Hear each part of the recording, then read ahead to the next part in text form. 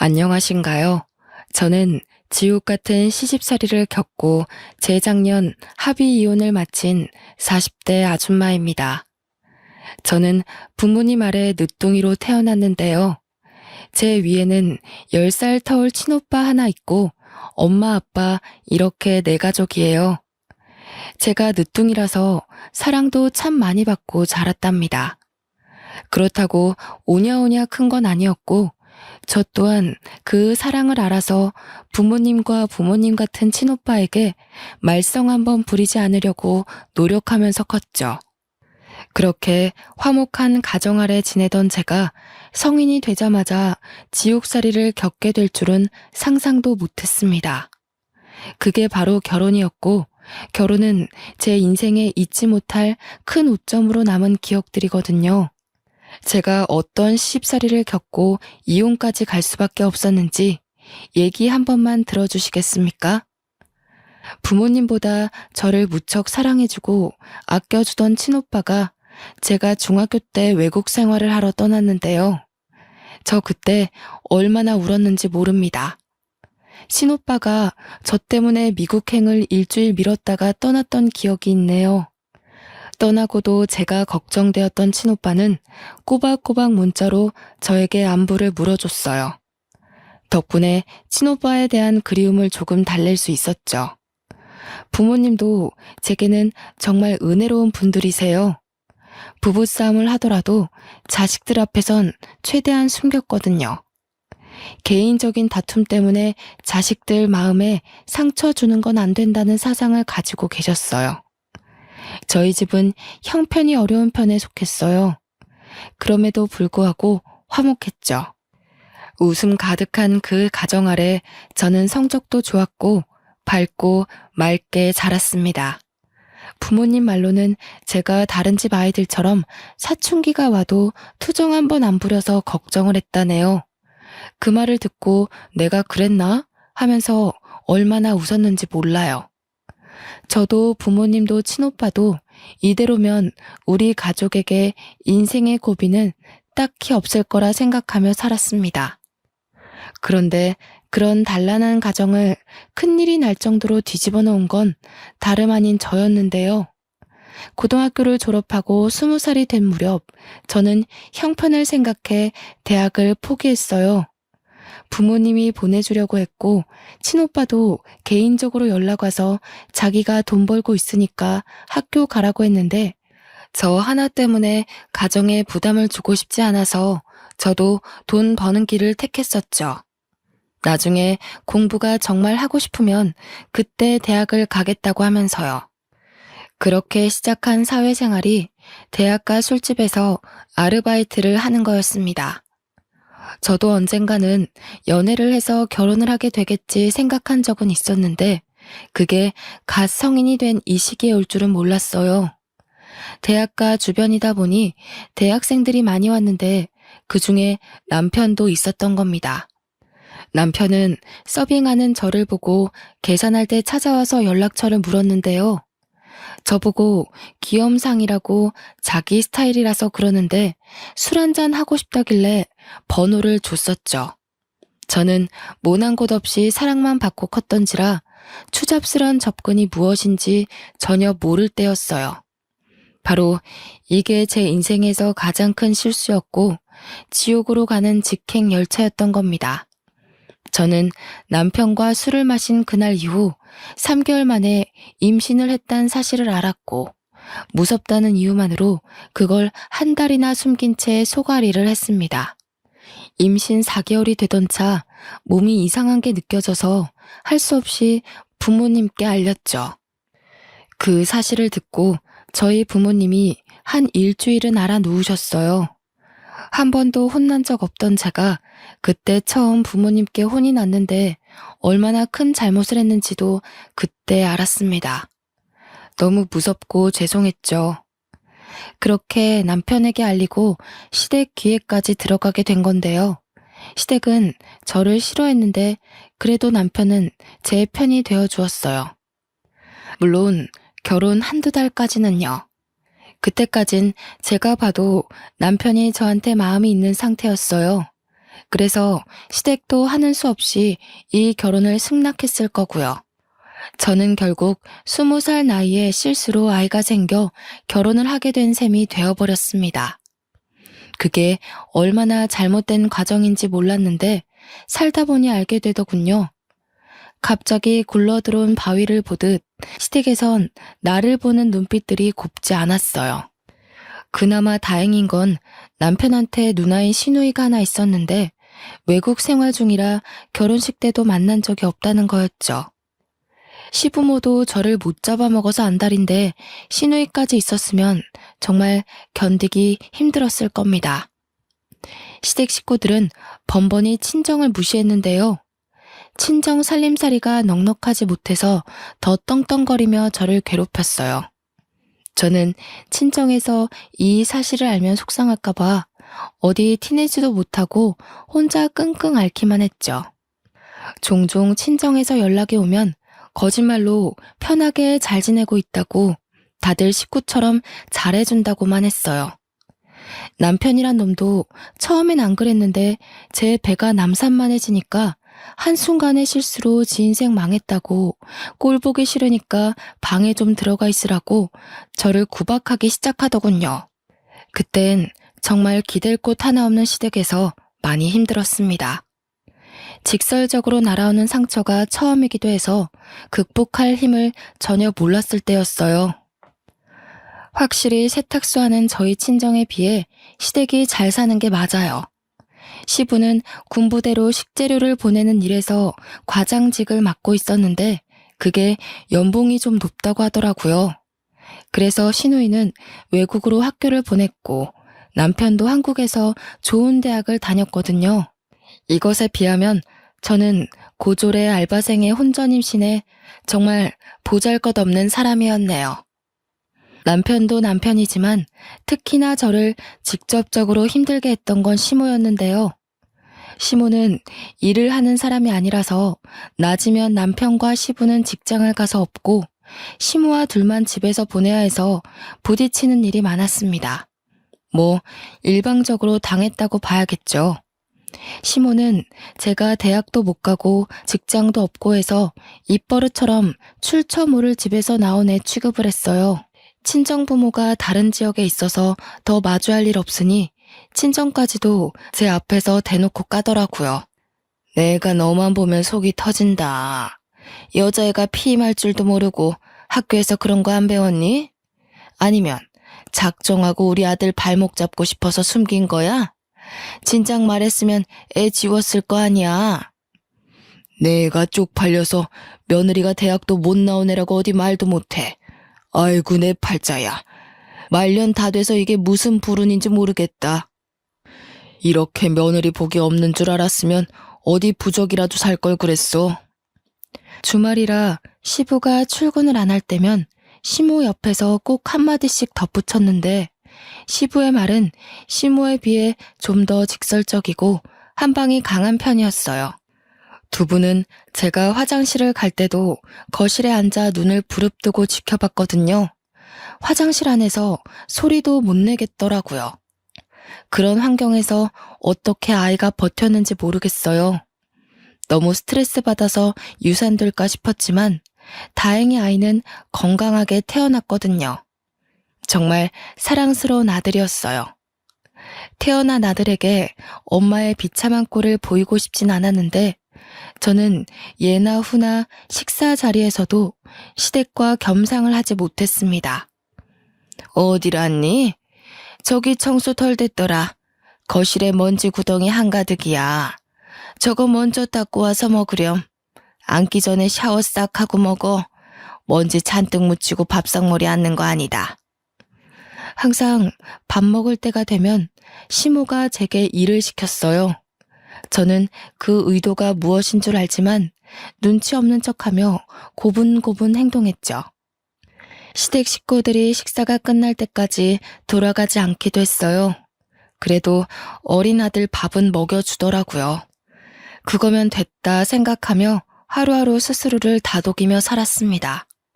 저는 결혼하고 나서부터 밤에 혼자 올 때가 많았는데요. 언젠가부턴 너무 서럽던 나머지 아들이 깬 걸 알면서도 울음을 참지 못해 소리 내는 날이 늘어갔어요. 저와 남편은 제 배가 부르고 나서부터 각방을 썼는데 아들은 꼬박 저와 함께 자더라고요. 남편은 지 자식인데도 아들을 불편해하는 티를 내서 아들도 아빠 옆에 잘 안 갔거든요. 제가 이 각박한 공간에서 버틸 수 있는 유일한 이유는 바로 제 아들 때문이었어요. 아들이 없었다면 더는 버티지 못하고 가출을 했을 거고 친정에도 알리지 못해서 밖을 떠돌다가 여기저기 끼니를 구걸했을지도 모를 일이죠. 시댁의 거침없는 질타는 제 아들도 예외가 아니었는데요. 시모는 제 아들이 말을 알아듣기 시작하고부터 대놓고 앞담을 일삼았습니다. 으이구, 지엠이 닮아서 공부도 더럽게 못하네. 손주라고는 하나 있는 녀석이 공부를 이렇게 안 하면 쓰나. 네 아빠나 네 고모는 다 머리 좋은 사람인데 하필 닮아도 애미의 못난 부부만 닮았다니. 내가 손주 복까지 없는갑다. 아이고 머리야. 시모는 제 아들이 성적이 못 나와도 편식을 해도 어디 다쳐서 와도 전부 제 피가 섞여서라고 했습니다. 천박한 피가 섞이니 그 피를 받은 아들도 엄마 따라 둔치 같다고 하더군요. 저는 저를 욕하는 건 1000번 만번 참을 수 있지만 제 아이를 욕하는 건 엄마로서 참을 수가 없었어요. 아이가 한두 살 커갈수록 구박이 심해져서 몇 번은 아이를 계속 피신시켰지만 그것도 한두 번이지 계속은 무리가 있잖아요. 최대한 시부모님을 안 마주치게 하고 싶은데 한 집이다 보니 그렇게도 못하고요. 그저 부디 아들이 몰라주길 바랬는데 어느 날 아들이 방에 단둘이 있을 때 정말 가슴 찢기는 말을 하더라고요. 내가 바보 같아서 엄마가 자꾸 할머니한테 혼나는 거야? 내가 잘하면 엄마 안 혼나도 돼? 나 때문에 엄마가 혼나는 것 같아서 미안해. 나 이제 바보 안 될게. 할머니한테 그만 혼나게 해줄게, 엄마. 고작 6살 되는 아들이 저한테 미안하다고 다 자기가 모자라서 그런 거라며 자기 탓을 하는데 그날 저는 크게 억장이 무너졌죠. 한참 못 모를 아이 입에서 어떻게 이런 말이 나올 수가 있단 말입니까? 그 순간 저는 여태 뭘 하고 있는 건가 싶으면서 아들 하나 지키지 못하고 도망치기만 했다는 생각에 회의감이 들었습니다. 며칠 후 여느 때처럼 시모가 아들의 실수를 가지고 나무랄 때가 있었는데 아무리 그래도 어떻게 아이한테 자꾸 그런 심한 말을 할 수가 있나 싶어 그날은 저도 시모에게 대꾸를 했습니다. 어머님, 제가 미우신 거면 저만 나무라세요. 이 어린아이가 뭘 그렇게 잘못했다고 그런 모욕을 주세요? 어머님 때문에 애가 벌써부터 눈치가 늘어서 더 실수하는 거잖아요. 뭐야? 몇 년 좀 살았다고 이 시애미가 웃음니? 이제 대드네. 처음 우리 집 왔을 때는 고개 쳐받고 들지도 못하던 년이 꼴에 엄마 노릇 좀 하고 싶은가 보지? 제발 애 앞에서 말 좀 가려주세요. 어른이면 어른답게 아이 앞에서 모범을 보여야 하는 거 아닌가요? 제 아들 잘못 크면 어머님께서 책임지실 거예요? 어머님 손자잖아요. 어머님 아들 핏줄이잖아요. 버르장 머리 없는 것이 어디라고 목소리를 높여? 니까짓 게 감히 이 시애미한테 훈수질하는 거니? 기가 막혀서 그동안 한 소리 하지 못해서 어떻게 참았다니? 이렇게 시애미 잡아먹을 것처럼 노려보고 싶어서 얼마나 벼르고 있었냐고. 저 분명 경고했어요. 또 제 아들한테 나쁜 소리 하시면 저 계속 안 참을 겁니다. 어머님이고 아버님이고 저는 제 아들만 생각하고 행동할 거예요. 그러고 나서 애 앞에서 제 꼴이 더 우스워질까봐 또다시 황급히 피하는 걸 택했습니다. 닫힌 방문 밖으로 시모가 소리 지르며 당장 나오라고 겁주긴 했다만 아들 챙기면서 애써 무시했죠. 솔직히 무서웠거든요. 이렇게 누군가와 싸워본 게 처음이라서요. 손을 덜덜 떨면서 아들 옷을 갈아입히는데 아들이 그 고사리 같은 손으로 제 얼굴을 문질러 주더라고요. 몰랐는데 제가 울고 있었나 보더라고요. 아들이 엄마 울지 말라고 안아주기까지 하는데 저는 그저 엄마가 이 모양이라 아들에게 미안할 뿐이었습니다. 그래도 그때가 처음으로 시모한테 대들어본 순간이었는데요. 두세 마디 대들어서 그런가 그동안 꽉 들어찼던 응어리가 좀 뚫리는 느낌이더라고요. 약간은 숨통이 트이는 듯 했죠. 제 아들은 참 고맙게도 살얼음판 같은 환경에서 잘 커주었어요. 아들이 중학생이 되었을 무렵 사진으로만 봤지 아직 한 번도 만난 적 없는 시누이한테서 연락이 왔는데요. 미국에서 선물을 보내왔더라고요. 주말 아침부터 시부모님과 남편이 신이 나서 선물을 막 구경하대요. 듣자 하니 시누이가 새로 사귄 남친이 있는데 결혼을 앞둘 정도로 오래 만났고 깊어졌다고 해요. 그 남친이 시댁 식구들에게 주는 선물이라고 그러더군요. 감히 바랬던 건 아니었지만 시부, 시모 남편의 선물은 있는데 저와 아들의 것은 없었어요. 당연한 건데도 시누이와 시누이의 예비 신랑이 미웠습니다.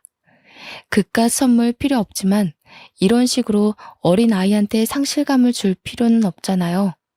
하필 그날이 아들 생일이었는데 중학생이 된 아들에게 엄마가 돼서 새 가방 하나 사주지 못해 마음에 걸렸던 참이었거든요. 생일날 선물 하나 사주려고 요번에 남편이 주는 생활비를 조금씩 아껴서 돈을 빼놓긴 했다만 시댁 식구들의 저 꼴을 보고 반충동적으로 오후에 집을 나섰어요. 나가서 남자 아이들한테 인기 있는 새 가방 하나를 구입했죠. 이거 하나 사는데도 시모가 저보고 갈 데도 없는 년이 어딜 돌아다니냐며 쏘아붙이던 걸 무시하고 나와서 산 거예요. 아들, 생일 축하해. 엄마가 케이크도 해주고 싶은데 빵집에 케이크가 다 팔렸다네. 촛불 못 불어서 미안해. 초등학교 때 매던 가방 들고 다니느라 불편했지? 엄마가 진작 사줬어야 하는 건데 너무 늦었다. 마음에 들어? 매번 제 눈물을 닦아주기만 했지 한 번도 눈물을 보인 적 없던 아들이 그날 제가 주는 선물을 받고 울더라고요. 어느새 저보다 커져버린 아이가 일어나서 저를 안아주는데 사춘기라 말수가 줄었던 아들이 제게 이런 말을 했습니다. 미안해 엄마. 내가 너무 어려서 아무것도 해줄 수가 없어서 미안해. 너무 고마워. 내가 빨리 커서 얼른 어른이 돼서 엄마를 이 지옥 구덩이에서 꺼내줄게. 엄마가 내 엄마라서 난 이미 행복하니까 나한테 미안해하지 마. 이때 들은 아들의 말을 저는 아직도 생생하게 기억하고 있어요. 아들이 이런 생각을 하고 있는 줄 몰랐거든요. 비로한 제 삶 때문에 한참 뛰어놀아야 할 나이에 너무 무거운 책임을 느끼게 해버리는 것 같아서 저는 더없이 속이 아팠습니다. 저와 아들은 그렇게 한참을 부둥켜 안고 서로를 위로했어요. 정말 오랜만에 느껴보는 따뜻한 마음이었죠. 아들은 그 후로 눈에 띄게 성적이 올랐습니다. 학원도 안 보내주는데 알아서 잘해주는 아들이 기특하더군요. 제가 시댁에서 노예처럼 부러져도 아들이 낡아빠진 환경에서 공부하는 것보단 그래도 이 집에서 몸 편하게 공부하는 게 좋잖아요. 이것 덕분에 버틸 수 있는 의지가 또 생겼나 봅니다. 제 나이 30대 후반을 향해 갈 무렵이었어요. 여전히 살얼음판 같던 집안이 한 번 더 난장판이 된 적이 있었는데요. 한날 남편이 진심으로 결혼하고 싶은 여자가 생겼다며 어여쁜 아가씨 하나를 집에 초대한 겁니다. 저와 아들이 집에 있는 거 알면서도 데려왔더라고요. 그런데 아가씨한테 저희를 뭐라고 소개했는지 아가씨는 전혀 개의치 않은 표정으로 집안 식구들에게 인사를 하더군요.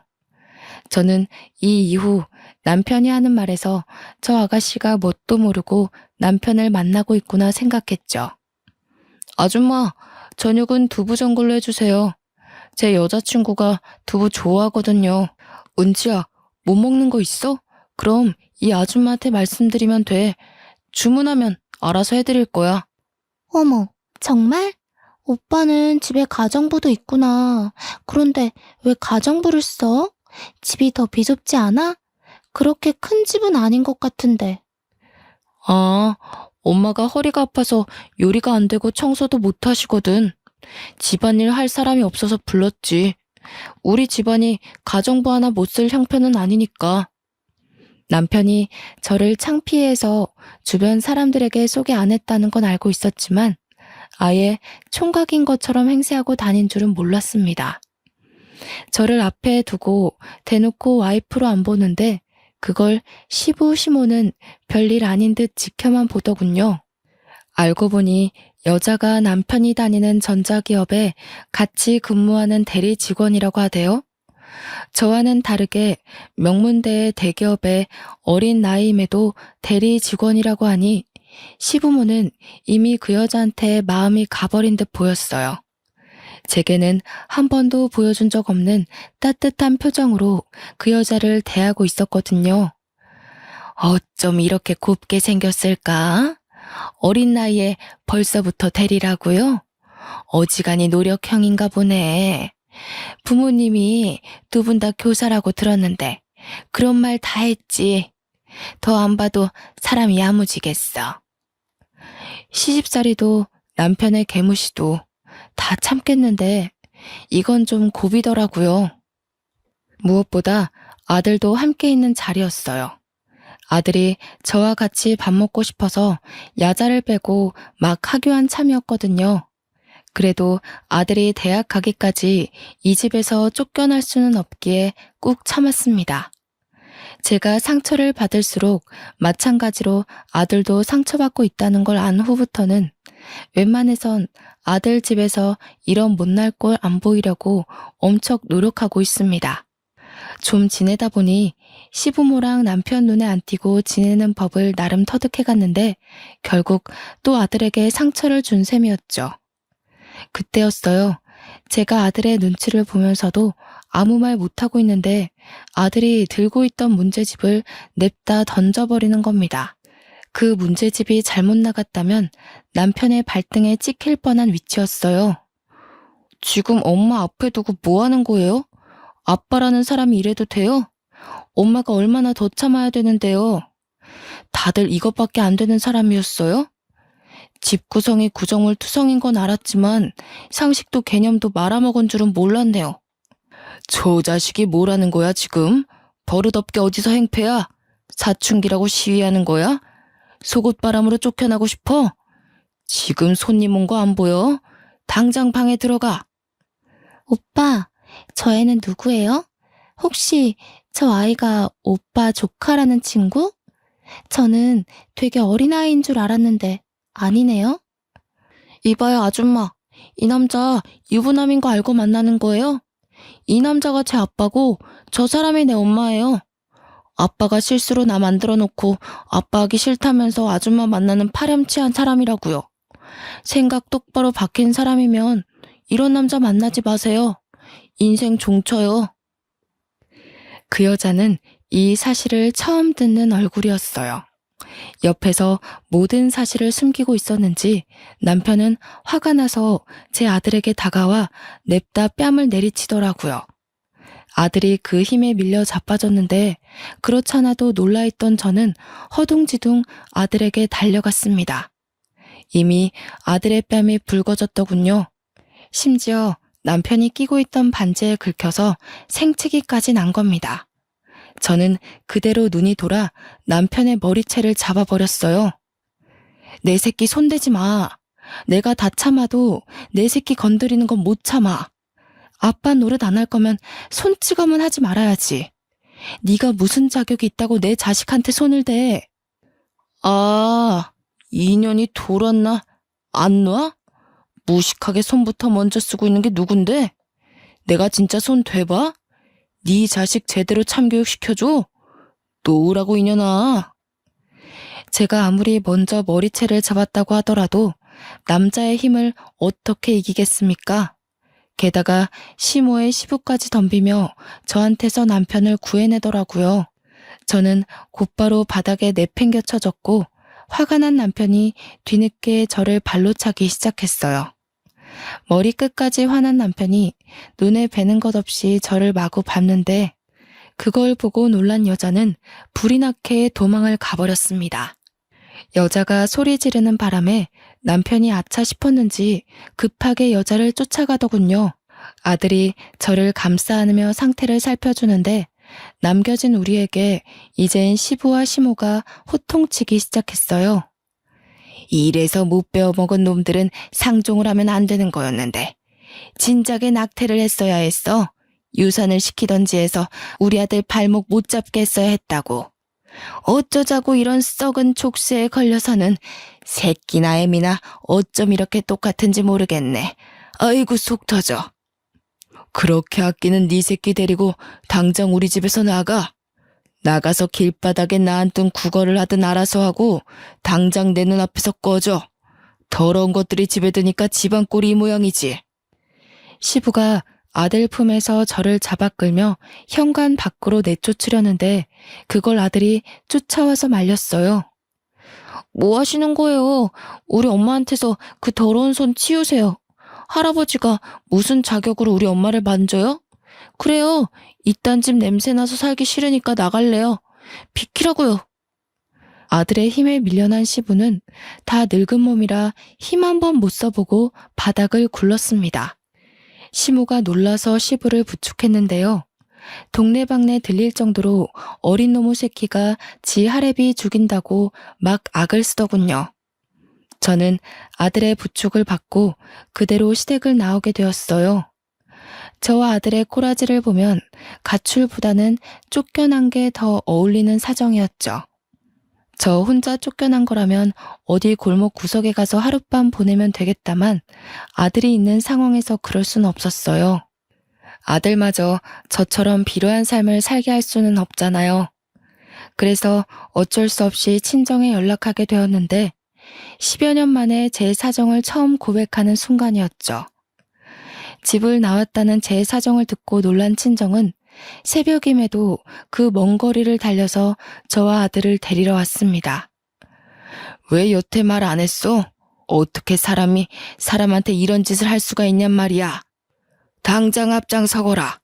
내가 오늘 가서 사돈 같지도 않은 그 시궁창 집안 다 때려 부실 테니까. 아휴, 이 어린 것을 때릴 데가 어디 있다고. 우리 새끼 얼굴 흉진 것 좀 봐. 아니, 아빠라는 사람이 어떻게 지 아이 뺨을 쳐? 할애비 되는 사람은 또 이걸 지켜만 봐? 무슨 그런 집안이 다 있다니. 우리 손자 얼마나 놀랐겠어.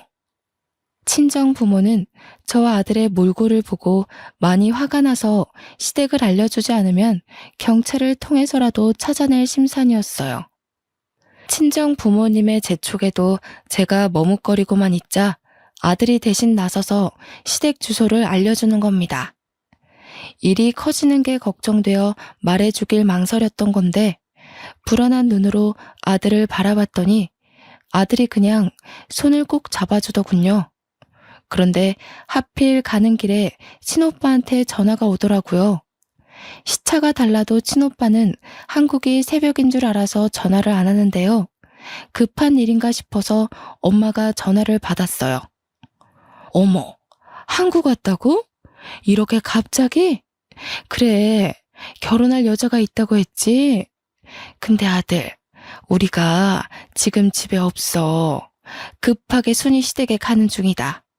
글쎄, 그 집에서 내 딸 몰골을 거짓골로 만들어놨잖니. 내 귀한 손자 뺨까지 때리면서 꺼지라고 했다더라. 뭐라고요? 그게 무슨 말이에요? 순이 다쳤어요? 저번 달까지만 해도 그런 말 없었는데. 지금 순이랑 같이 있는 거예요? 시간이 몇 시인데 이 시간에 사람을 밖에 내보낸다니요. 순이 이 미련한 것이 시댁에서 종살이 하면서도 말을 안 했더라고. 혼자 끙끙 앓기만 하고 10년 넘게 굴려지며 살았다는 거야. 너 순이 성격 알잖아. 어디 말썽 한번 부린 적 없는 애라는 거. 자기네들이 뭔데 내 딸한테 함부로 욕하고 손찌검을 한다니? 순이 이 녀석을 정말. 그래서 어디에요? 지금 갈게요. 그 집 주소 좀 보내주세요. 저도 들은 이상 가만 못 있어요. 거기 가서 뵐게요, 엄마. 친오빠가 10여 년 만에 한국을 돌아왔는데 결혼 준비를 하기 위해서라고 했어요. 결혼할 여자도 한국 여자라고 했고요. 기쁜 소식으로 돌아온 오빠에게 여동생이란 작자가 이런 못난 꼴로 맞이해서 그것도 미안했습니다. 친오빠가 절 얼마나 걱정하고 있을지, 저 때문에 얼마나 화가 났을지 저는 알거든요. 어릴 때 친오빠는 제가 친구한테 빌려준 볼펜을 못 받고 있을 때 직접 나서서 그 친구를 참교육시키는 사람이었어요. 늘 저를 과하게 아껴주고 든든한 뒷배가 되어준 사람이라는 말이죠. 제 2의 아빠와도 같은 사람인데 제가 시댁에서 처맞고 살았던 소리를 듣고 얼마나 눈이 돌았을지가 보였어요. 이때는 오히려 시댁이 걱정되었네요. 상대적으로 가까웠던 우리가 먼저 시댁에 도착했고 엄마가 나서서 무작위로 초인종을 눌렀습니다. 한참 반응 없던 대문이 열리고 남편이 짜증 가득한 얼굴로 나오는데 아빠가 그대로 머리채를 잡고서 집 안으로 밀고 들어갔습니다. 진짜 누구야? 뭡니까? 장인어른께서 여길 왜... 우선 이거 놓으시고 말씀하세요. 갑자기 찾아와서 왜 이러세요? 잠깐만요, 장인어른. 그래, 이 자식아. 내가 네 장인어른이다. 감히 내 딸을 쥐잡듯 잡으면서 부려먹었겠다. 내 딸이 당한 상처만큼 너도 오늘 처맞을 줄 알아. 나 오늘 네 뼈 하나 부러뜨리기 전까지 집에 안 간다. 거실에서 대판 소란이 나니 방 안에 있던 시부모도 자다 일어나 놀라서 튀어나오더군요. 어머머, 사돈어른 아니세요? 연락도 없이 왜 오셨어요? 근데 지금 뭐 하시는 겁니까? 남의 귀한 자식을 왜 그렇게 쥐어뜯어요? 다짜고짜 야밤에 찾아와서 놓으세요 좀. 네 자식 귀한 건 알고 내 자식 귀한 건 왜 몰랐다니? 이 옆에 내야.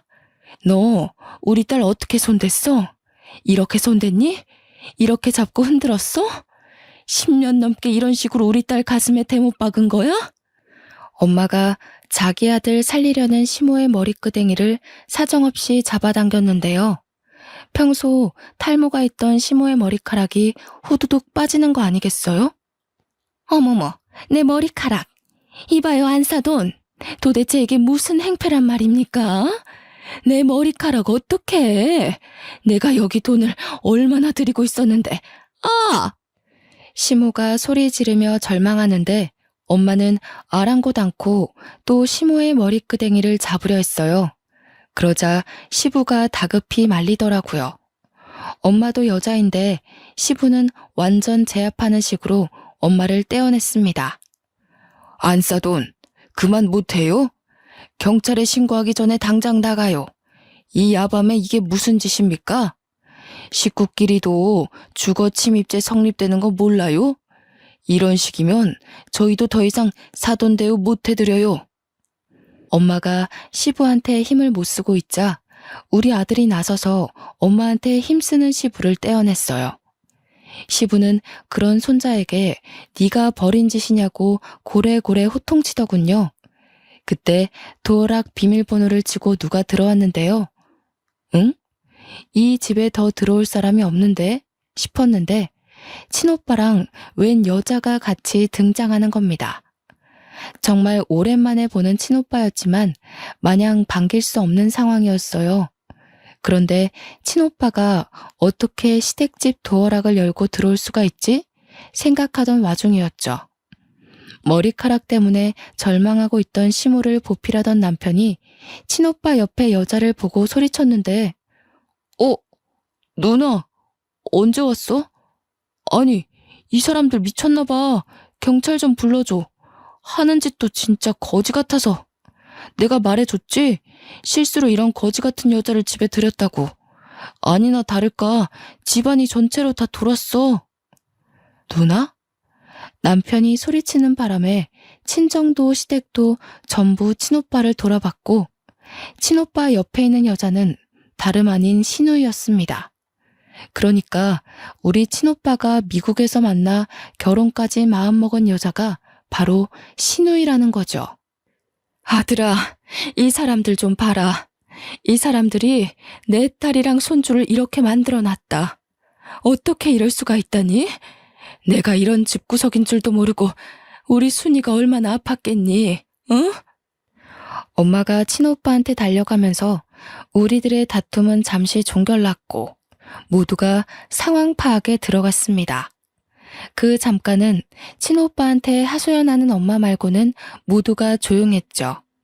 놀란 건 우리도 마찬가지였으나 겹사돈이 될 뻔한 친오빠와 신우이도 서로 많이 놀란 것 같더라고요. 말도 안 돼. 자기, 나한테 거지 같은 올케가 들어왔다는 게 내 동생을 말한 거였어? 미국에서 내내 자기 남동생이 올케 때문에 인생 망했다고 하소연한다 그랬잖아. 어디 미국에 버려놓고 올 데 없냐고 물었었잖아. 아니야. 내가 자기 동생한테 왜 거지 같다고 해. 그러니까 지금 내 올케가 당신 여동생이라는 거야? 그 10살 타올이라던 귀여운 여동생? 어떻게 이런 일이 있을 수가 있어? 자기 분명 그랬어. 한두 번도 아니고 거의 틈날 때마다 올케 얘기했다고. 남동생이 사고쳐서 결혼했는데 올케랑 그 집안이 산거지라고 욕했었잖아. 나 덕분에 자기 부모님이 올케 때문에 속 썩은 거 위로받겠다면서 결혼 결심해줘서 고맙다고 그랬잖아. 나는 오빠 동생인 줄 모르고, 그러니까 그게, 야, 너는 왜 올케가 이런 사람인지 말 안 했어? 올케 집안이 무슨 거지 같은 집안이야. 우리 집보다 훨씬 재산 많다고. 멍청한 게 진짜 제대로 알아보지도 않고. 무슨 소리야. 돈이라곤 쥐뿔도 없는 거 맞아. 내가 10년을 넘게 지내면서 봤는데 집에 돈이 있었으면 제가 구박받고 살았겠어? 신우이랑 남편이 하는 말을 듣고 친오빠는 더 머리끝까지 화가 났어요. 그대로 둘을 무시하고 엉망이 되어 있는 저를 챙기기 바빴죠. 그리고는 신우이랑 이야기하면서 어안이 벙벙해져 있는 남편에게 다가가 냅다 주먹을 날리는 겁니다. 전부 무방비한 상태였던지라 남편은 그대로 두세 대는 더 맞았습니다. 그러자 뒤늦게 신우이가 와서 친오빠를 급히 말렸는데요. 오빠, 진정해. 일단 우리 말로 하자, 응? 내가 다 설명할게. 우리 사이에 오해가 있었던 것 같아. 나도 몰랐고 우리 집안도 오빠를 몰라서 그랬어. 앉아서 대화로 풀어보자. 나도 너 많이 사랑했거든. 근데 우리 가족보다 우선순위는 아니야. 그리고 듣자하니 너 내 재력 때문에 만나는 거였어? 내 동생이 돈이 없어서 이 괴롭힘을 당해도 똑같이 무시했던 거야? 아니야. 나 오빠 사랑해서 결혼하려는 거야. 어떻게 사람이 돈만 보고 5년을 넘게 사귀겠어. 그런데 올케 사정은 정말 몰랐어. 나는 우리 엄마 아빠가 이 정도로 못 살게 굴었는지도 모르고 있었어. 정말로. 더 이상 변명으로밖에 안 들리네. 며칠 생각할 시간 좀 가지자. 네 얼굴만 보면 이 구역질 나는 집안 사람들 얼굴이 떠올라서 못 만나겠다. 그만 갈게. 내가 연락할 때까지는 전화하지 마. 친오빠는 저와 가족들을 데리고 이대로 집을 나가려고 했습니다. 그런데 신우이가 심할 정도로 집착하며 친오빠한테 매달리는 거 아니겠어요? 처음에는 오래 만난 사이라서 남이 될까봐 겁에 질려 그러는 줄 알았어요. 그런데 다 친오빠 재력 때문이더군요. 저는 시댁살이 하느라 몰랐는데 알고 보니 우리 오빠가 미국에 보험계리사 자격증이 있는데 그 자격증이 국내 10명 내외로만 가지고 있을 만큼 대단한 거라고 하더라고요. 친오빠가 다니는 미국 회사에선 한국 보험사가 딱 2명 있는데요. 그 회사가 좀 잘 나간답니다. 미국 현지인들도 들어가기 쉽지 않다네요. 친오빠는 거기서 연봉으로 세후 10억을 받고 있었대요. 심지어 반 이상을 친정에다가 보내주고 있었는데 친정 부모님은 아들 돈이라서 함부로 못 쓰고 있었다는 겁니다. 친오빠가 그 회사에 들어간 직후부터 친정으로 용돈을 보냈다고 하니 그럼 적어도 10년 가까이는 됐다는 건데 얼추 계산을 해도 80억 현금이 친정 부모님 통장에 꽂혀 있는 거였어요. 저희 친정이 40년째 세탁소를 하고 있거든요. 벌이가 대단히 많지는 않다만 그래도 그 벌이로 저와 친오빠를 키울 만큼은 된 형편이었어요. 시댁에서 하도 무시를 해서 그렇지 동네 세탁소 치고 나쁘지 않은 벌이었습니다. 또 친정 부모님이 워낙 알뜰해서 돈을 허투루 쓰지 않는데 매달 적금까지 했으니 대략 90억이 그냥 뜬 돈으로 있는 셈이었죠. 당연히 부동산 재산은 빼고 말씀드린 겁니다. 친오빠가 친정으로 돈을 보내주고 있는지 몰라서 저 또한 저희 집 재산을 모르고 있는 실정이었거든요. 저도 시댁과 마찬가지로 좀 놀랐답니다. 시누이는 매정하게 돌아서는 친오빠를 더 붙잡으며 시댁 사람들한테 고래고래 소리치기 시작했어요. 빨리 와서 무릎 꿇고 빌어 다들. 엄마 아빠 지금 어떤 사위를 놓치게 생겼는지 알아? 이 사람이 얼마나 대단한 남자인지 아냐고. 우리 집 수준에 이런 남자 만날 수 있을 거라고 생각해? 내 수준에 이런 사위 다시는 있을 것 같냐고. 부모가 돼서 왜 딸앞길을 막아? 왜 내 인생 망가뜨려? 당장 잘못했다고 빌라고. 시누이가 굉장히 한성가라는지 시댁들이 다들 아무 말도 안 하고 벙쪄 있더라고요. 그때 친오빠한테 얻어맞은 남편이 먼저 상황을 파악하고 급히 제게 다가와 손을 붙잡았습니다. 남편 손, 결혼식 때 잡아보고 처음 잡아보는 거였어요. 당신한테 오빠가 있었어? 왜 말 안 했을까? 나는 그런 줄도 모르고. 미안해 여보. 진작 말했으면 내가 여보한테 더 잘했지. 그동안 내가 심했지? 진심으로 사과할게. 못 배운 사람이라고 천박하다 욕할 때는 언제고 이제 와서 이러는 건 너무 속보이지 않아? 내 아들한테 손대고 바람 피고 나 사람 취급 안 할 때가 불과 어제야. 당신이 어제까지만 해도 날 개 취급했다고. 바람을 폈어? 이 썩을 놈이 심지어 바람까지 폈다고? 야, 그 여자 어딨어? 그 여자도 당장 데려와. 소송 때려서 빨간 줄 그어줄 테니까 당장 연락해. 아닙니다, 장인어른. 정말 죄송합니다. 전 몰랐어요. 장인어른 장모님께서 이런 대단한 자녀를 두신 줄도 모르고 잘못했습니다. 이렇게 빌게요. 한 번만 용서해 주시면 안 될까요? 이제부터 지극정성으로 따님 모실게요. 구질구질하게 이러지 마. 집안 재력이 어떤지 알면 잘하고 모르면 막대해도 되는 거니? 그래, 네 말대로 합의 이혼하자. 네가 그렇게 주구장창 노래 불렀던 합의 이혼 해줄게. 그리고 오빠, 절대 이 집이랑 엮이지 마. 돈에 미친 사람들이야. 친오빠가 저를 정말 많이 아낀다고 했잖아요. 그래서 친오빠는 늘상 부모님보다 제 말에 더 끔뻑 넘어가는 사람이었어요. 그래, 네가 아니라고 하면 아닌 거야. 순이 너 말대로 할 테니까 너도 더는 걱정 마. 이 사람들이랑 다시는 엮이지 않게 해줄게. 오빠 이제 한국에서 일할 거거든. 스카웃 받은 거라 연봉 협상에서 미국 회사에서 받던 것보다 높아. 너랑 우리 조카 내가 책임지고 더는 힘들지 않게 해줄게. 시누이와 관계를 잠시 보류하며 생각해 본다던 친오빠는 곧바로 이 자리에서 시누이와의 관계를 끝내버렸어요. 한순간에 의견을 탈바꿈하며 종결을 선언해버리니 시누이 눈이 헷가닥 돌아버리는 겁니다. 더 안 달라서 친오빠를 잡고 늘어지는 걸 이제 저를 잡고 애걸하기 시작하더라고요. 내가 이렇게 빌게 올케. 나 올케 오빠 없이 못 살아. 올케랑 나랑 얼굴 한 번 안 본 사이잖아. 초면이나 다름없는데 어떻게 이리 매정할 수가 있어. 우리 엄마 아빠랑 동생이 괴롭힌 거지. 나는 올케한테 잘못한 거 없잖아. 똑같이 천박한 핏줄이잖아요. 아가씨나 저 인간이나 시부모님 핏줄 받은 건 똑같은데 뭐 얼마나 다를까요? 그리고 그 피를 물려받은 제 아들이 당신들 때문에 엇나갈까 걱정 많이 했거든요. 다행히 시어머니 말대로 제 아들은 제 피만 가득 받았나 보더라고요. 뚝 부러지게 자라주는 것 보면. 저희는 그대로 시댁 식구를 외면한 채 나와버렸습니다. 시부모님은 차마 지네들 체면 구기지 못해서 자식들한테 원망만 듣고 있더라고요. 자기 자식들한테 질타받는 시부모님을 보는데 그것만큼 큰 벌이 있을까 싶었어요.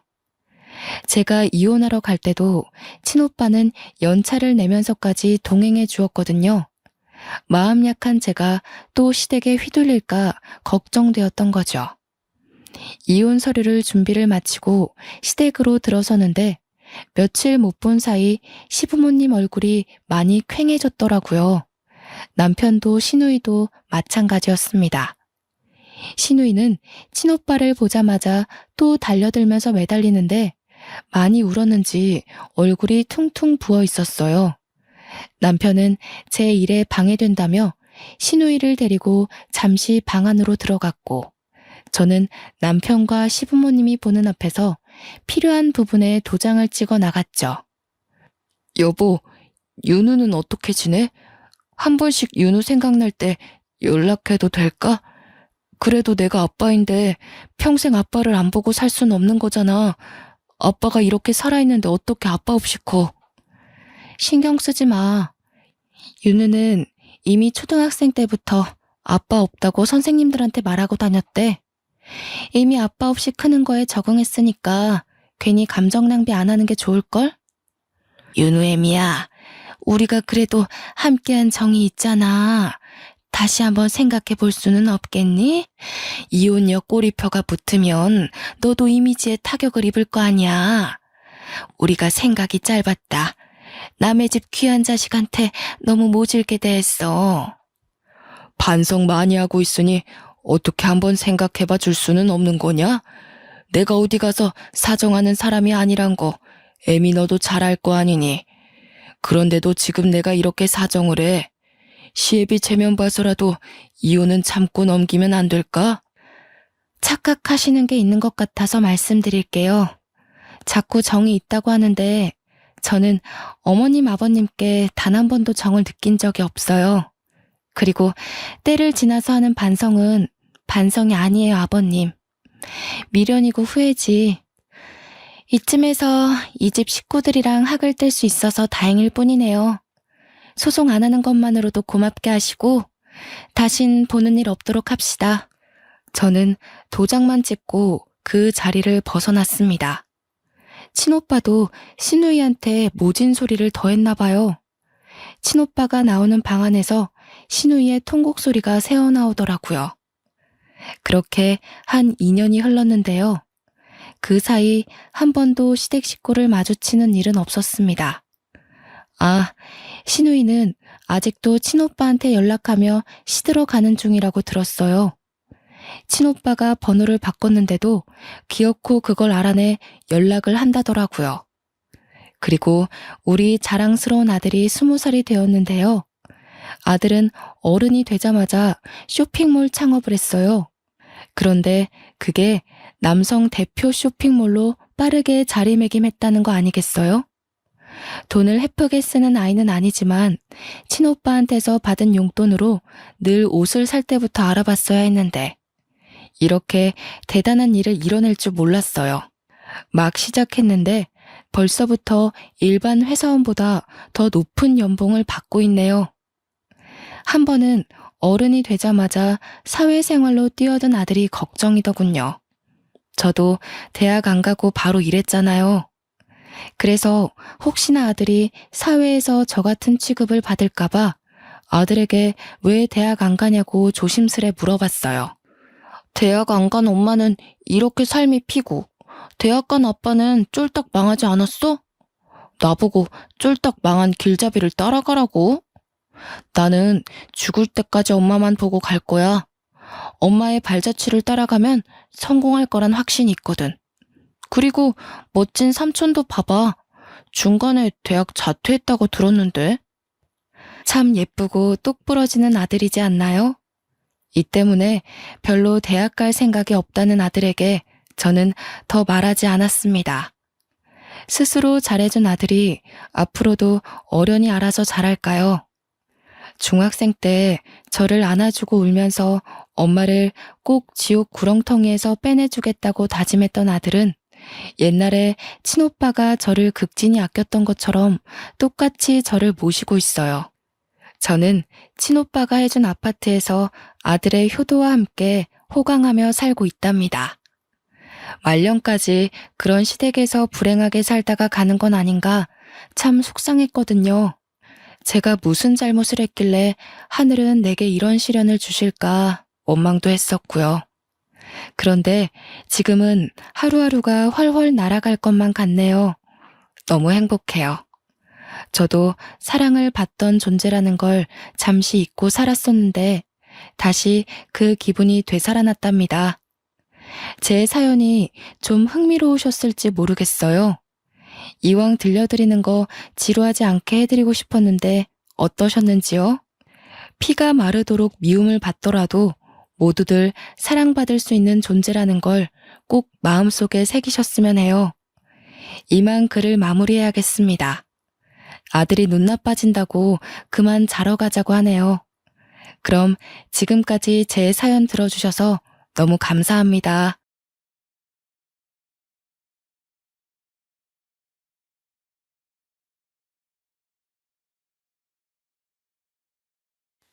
안녕하세요.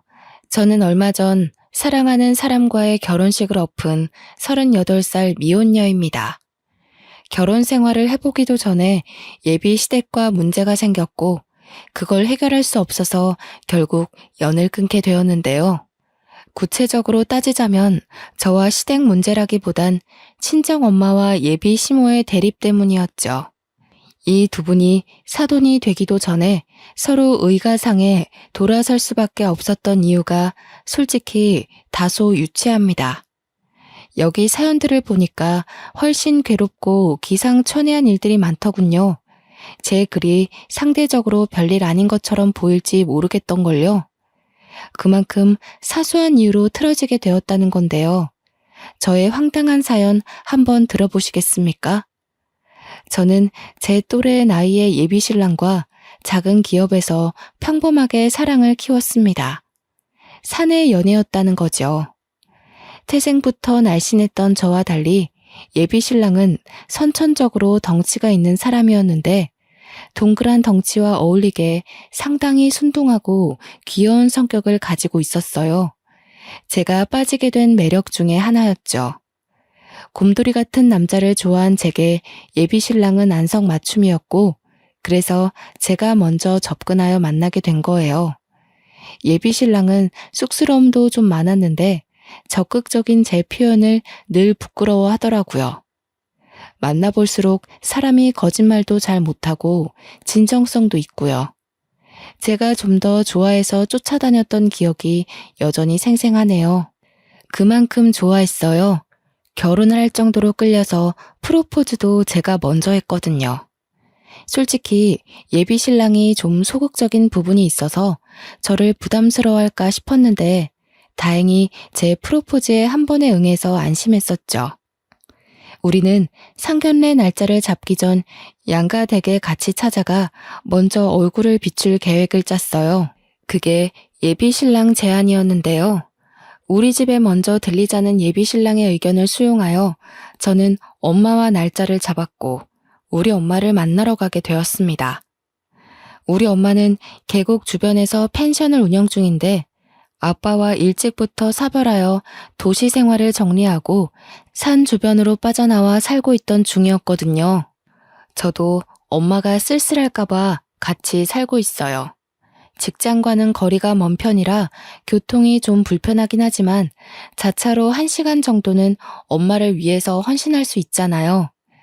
지금은 펜션이 비수기라서 예비 신랑과 제가 인사드리러 가기 딱 좋은 시기였죠. 오느라 고생 많았어. 여기 길이 험해서 운전하는데 많이 힘들었지? 어여 앉아. 앉을 데가 마땅치 않네. 바닥에 좀 앉아도 되겠어? 엄마는 예비 신랑을 보고 첫인상부터 듬직하다며 아주 좋아해 주셨습니다. 예비 신랑도 엄마한테 잘 보이려고 원래 착한 성격을 더 착한 태도로 임하며 엄마 앞에서 바짝 긴장해 있었는데요. 그 모습이 얼마나 또 귀여웠는지 모릅니다. 엄마가 준비해주는 음식으로 간단한 식사를 하는데 예비 신랑은 가만히 있지를 못하고 계속 엄마를 돕더군요. 엄마가 가서 앉아 있어도 된다고 했는데도 엄마 뒤를 졸졸 따라다니면서 예쁜 짓을 알아서 잘도 했습니다. 저와 엄마가 보는 눈이 비슷했는지 엄마도 예비 신랑이 귀여워 죽는 겁니다. 안절부절하는 예비 신랑 모습에 엄마랑 둘이서 얼마나 배꼽 잡고 웃었는지 모릅니다. 그렇게 우리 엄마와 예비 신랑과의 첫 만남은 아주 좋았습니다. 예비 신랑도 엄마가 많이 웃어주니 좋은 사람 같다며 마음이 편했다고 하더군요. 예비 신랑이 예비 처가댁에 보여준 예의에 보답하고 싶어서 저도 예비 시댁을 뵙기 전 엄청 마음의 준비를 하였습니다. 잘 보여야 해서 머리부터 발끝까지 단정하게 풀세팅했고요. 남편에게 미리 시부모님의 정보를 따내 예상치 못한 일이 없도록 대비하려고 노력했죠. 그렇게 시댁을 방문하는 날이 되었을 때였습니다. 그동안 단련했던 마음가짐을 한 번 더 단단히 하며 예비 신랑을 따라 집 안으로 들어갔는데요. 예비 시댁 식구들을 보고 좀 놀랐던 건 다름 아닌 풍채였습니다. 예비 신랑한테 시부모님이 뭘 좋아하고 싫어하는지, 어떤 며느리 타입을 선호하시는지 이런 것만 물어봤지 예비 시부모님 외관에 관해서는 전혀 생각도 못했거든요. 아마 매일 우리 엄마와 함께 지내다 보니 시댁도 우리 엄마 정도의 체격이라고만 생각했던 것 같아요.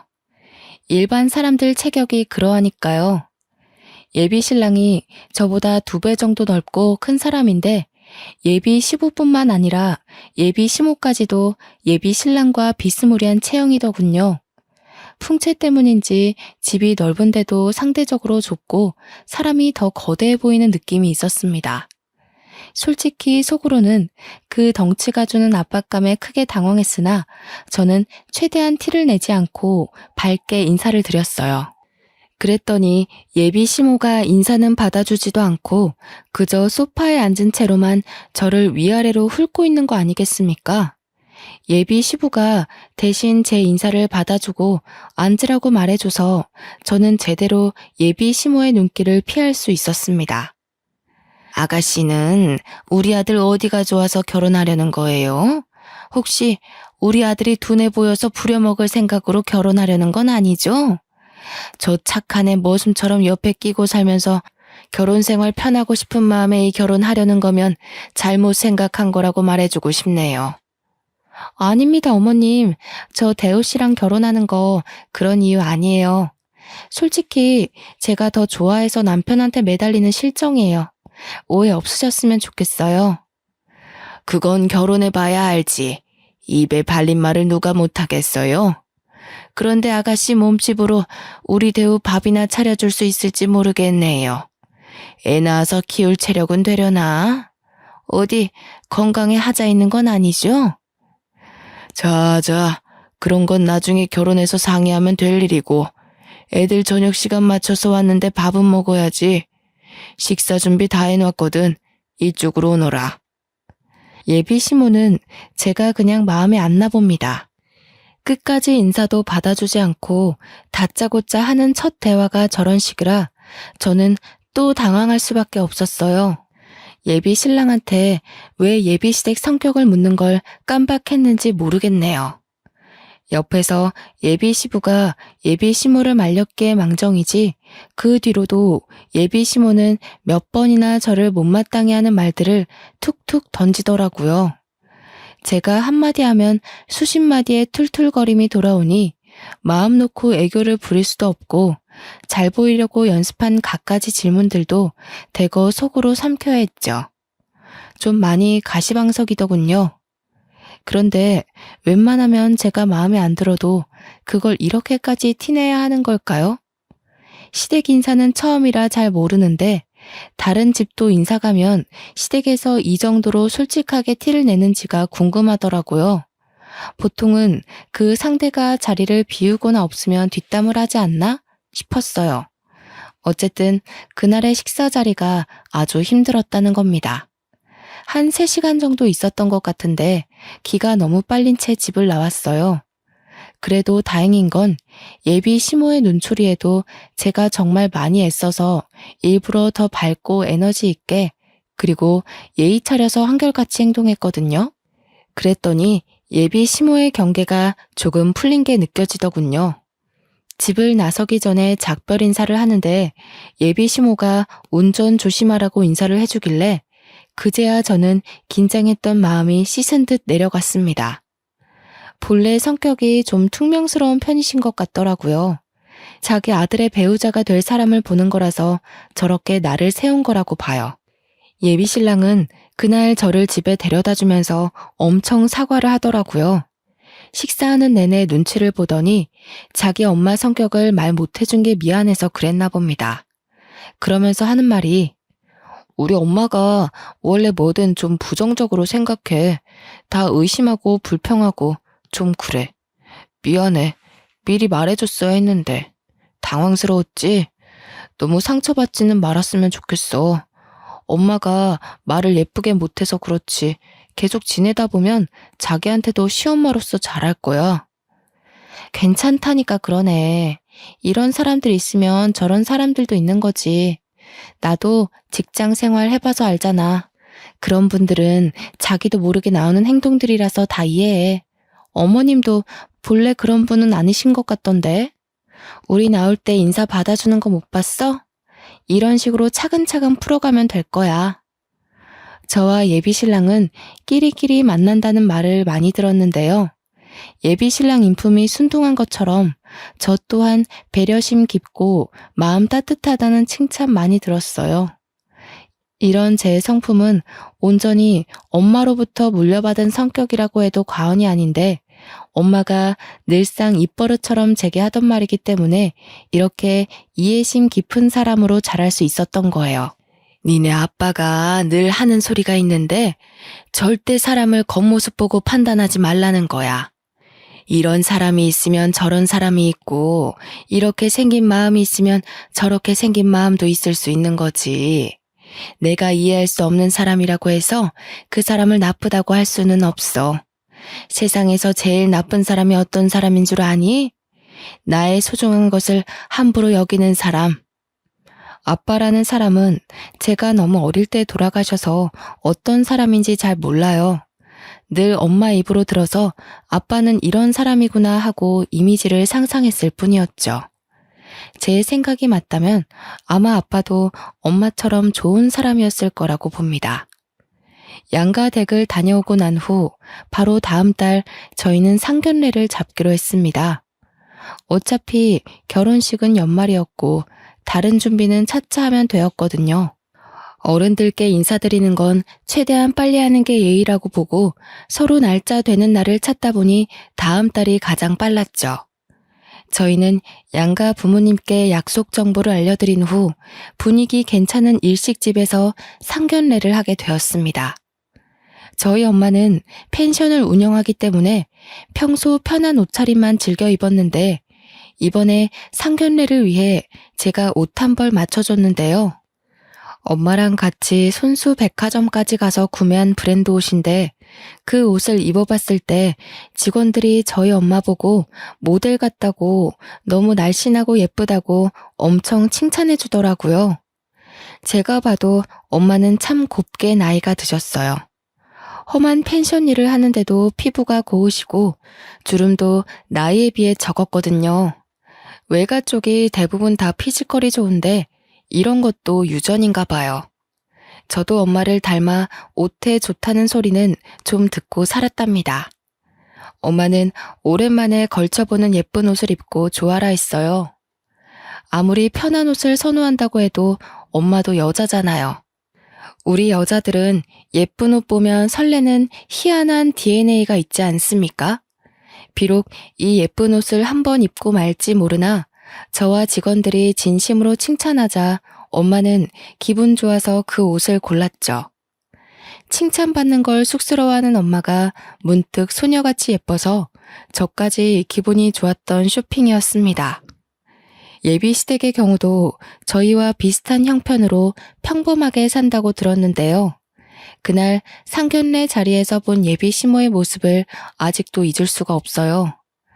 단정하게 연분홍색 투피스를 입은 엄마와 달리 예비 시모의 차림새는 분에 넘치도록 엄청 화려했거든요.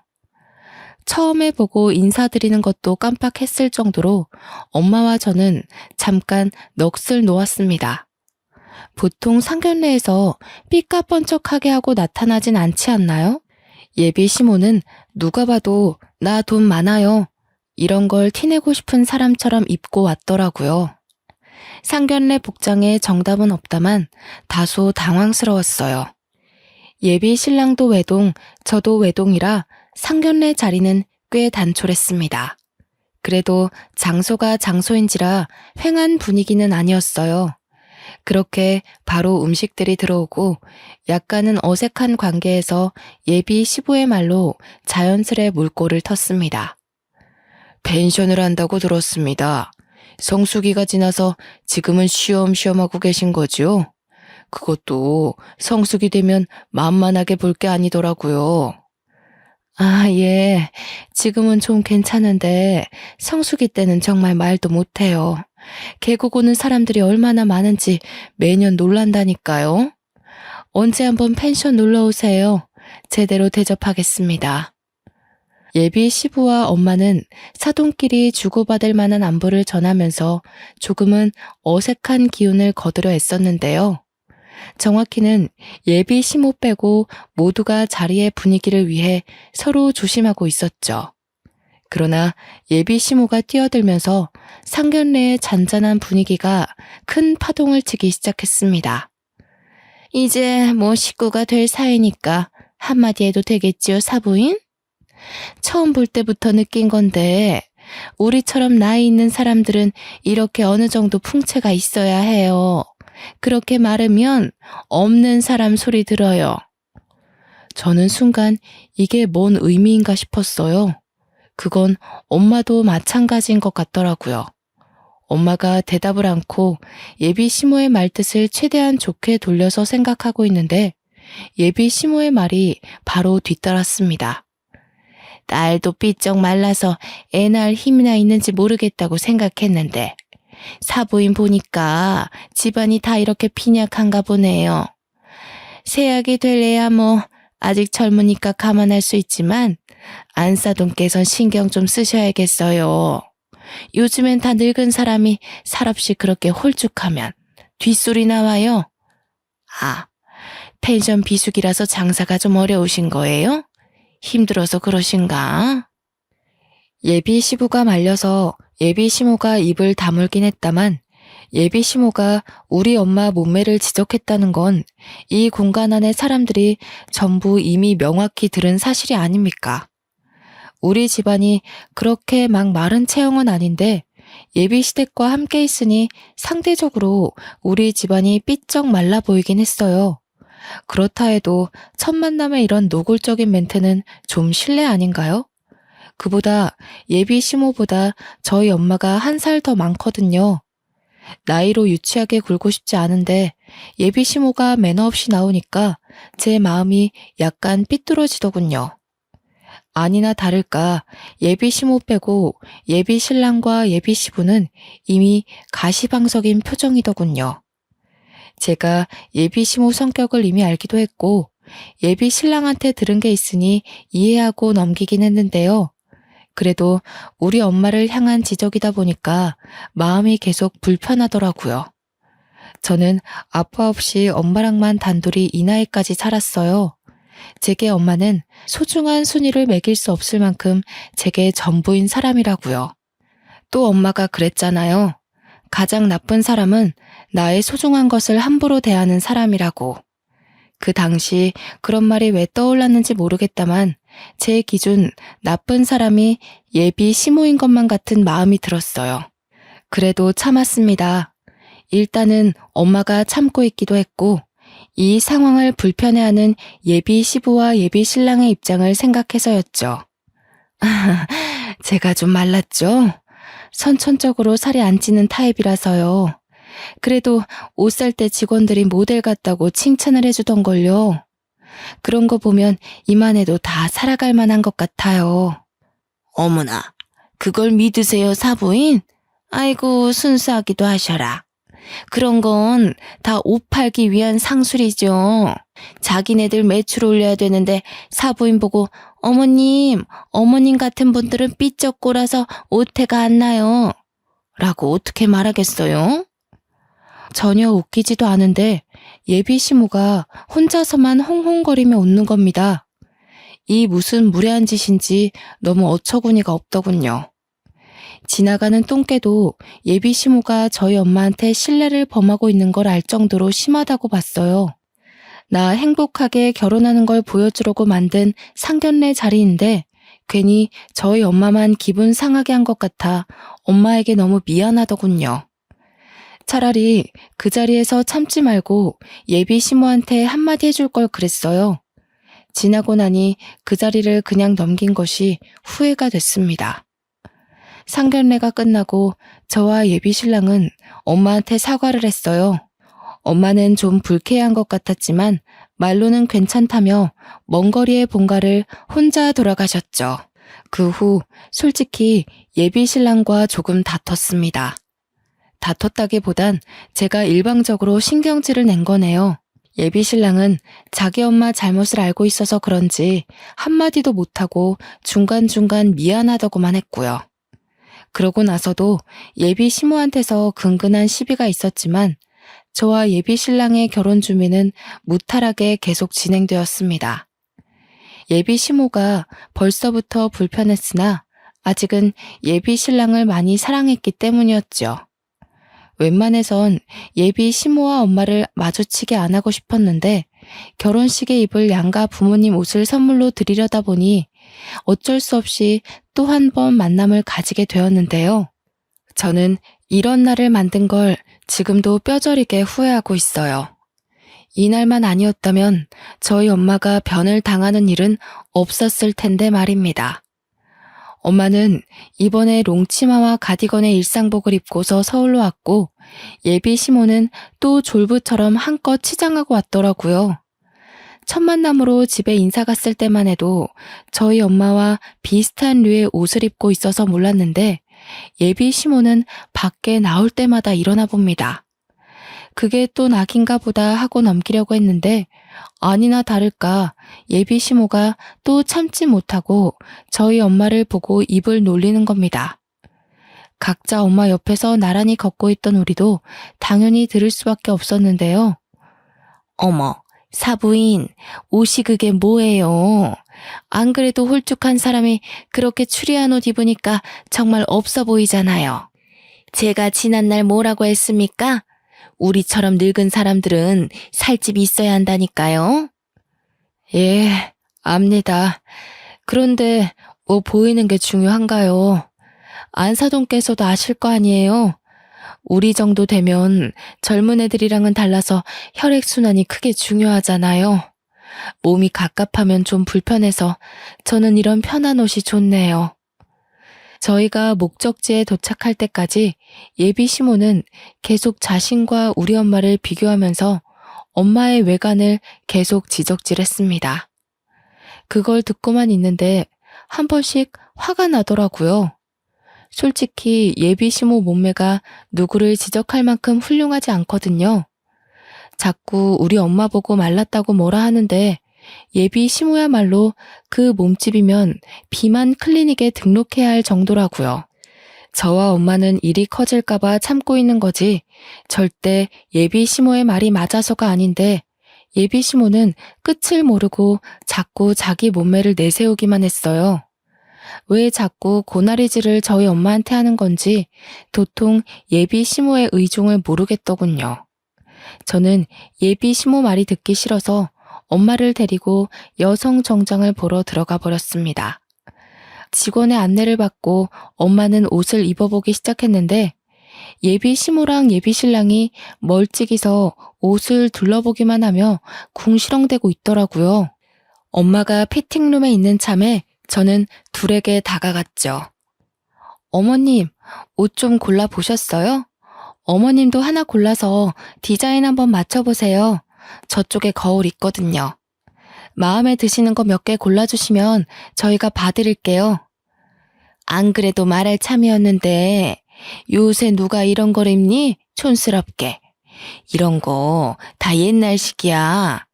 어쩜 이렇게 입고 싶은 스타일이 하나도 없을까? 보기 좋게 한복이나 한 벌 맞추면 될 걸 무슨 정장을 입는다고 유난인지 모르겠네. 너희 엄마는 정장이 좋다니? 한복을 입어야 삐쩍 마른 몸이 좀 가려질 텐데. 예비 시모야말로 한복으로 몸매를 가리고 싶었던 게 아닐까요? 입고 싶은 스타일이 없는 게 아니라 입을 수 있는 스타일이 없는 거 아닐까요? 저는 알고 있었어요. 예비 시모 사이즈를 맞추려면 어딜 가나 맞춤 정장을 해야 한다는 걸. 어쩔 수 없으니 그렇게 해줄 생각이었는데 예비 시모는 자꾸 다른 데 가보자고 하더라고요. 한복 매장 없냐면서요. 그래도 한 번 더 꼼꼼히 골라보라고 겨우 어르고 달래고 있었는데 마침 저희 엄마가 피팅룸에서 나왔더군요. 직원들이 먼저 보고 난리가 난 바람에 저희도 다 돌아보게 되었어요. 어머님, 완전 모델이세요. 비율 너무 좋으십니다. 어머님 나이에 이런 세련된 감각 소화하기 쉽지 않은데 어쩜 이렇게 오태가 좋으세요? 정장 계통에서 딱 원하는 비율이세요. 멀리 있는데도 저희 엄마를 향한 이런저런 칭찬이 자자하더군요. 저도 어디 가서 오태 좋다고 칭찬은 들어봤는데 저런 식으로 직원들이 한꺼번에 모여 칭찬을 하는 경우는 처음 봤습니다. 저도 당황스러웠는데 같이 있던 예비 시모는 오죽했을까요? 뭐 당황스럽기만 했던 건 아닌 것 같더군요. 여기 직원들도 보는 눈이 영 저렴하네. 모델은 무슨 딱 봐도 상술이구만. 네 엄마 아직 멀었다 얘. 내가 그렇게 조언을 해주면 뭐하니? 저런 가벼운 상술에 또 좋다고 넘어가고 있는데. 그만 다른 데 가보자 아들. 그런데 예비 신랑도 하얀 정장 입고 있는 우리 엄마 보면서 깜짝 놀라느라 자기 엄마의 말을 못 들었던 겁니다. 저는 예비 신랑의 이런 솔직하고 순수한 면이 좋았거든요. 이런 성격이 가족이라고 예외는 아닌가 봅니다. 어머님 진짜 아름다우시다. 자기가 어머님 닮아서 날씬하고 예쁘구나. 나 저렇게 고운 분 처음 봤어. 옷이 날개라더니 어머님 같은 분이 걸치니까 완전 소녀 같네.